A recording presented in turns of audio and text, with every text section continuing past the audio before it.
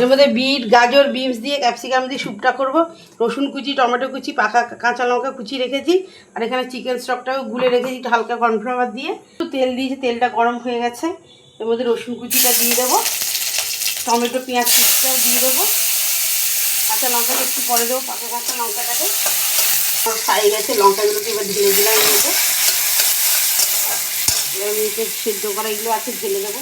একটু এর মধ্যে আলুও দিয়েছি, বিনস, গাজর কড়াইটার মধ্যে দুটো দিয়ে এটা একটু টকবক করে ফুটে যাবে। চিকেনের স্টকটা গুলে রেখেছি ওটাকেও দিয়ে দেবে এর মধ্যে। টকবক করে ফুটে গেছে, এটাকেও দিয়ে দিচ্ছি চিকেন স্টকটাকে।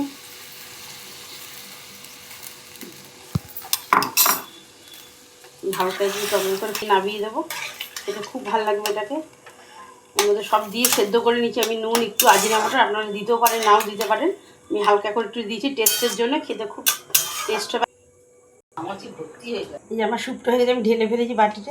একটু ধনেপাতা দিয়ে দিলাম, ধনেপাতাটা দিলে দেখতেও সুন্দর লাগবে। যেখানে দেখছেন আমার চিকেন স্যুপটা, আপনাদের ভালো লাগলে শেয়ার করবেন, লাইক, সাবস্ক্রাইব করবেন, তাহলে আমার খুব খুব ভালো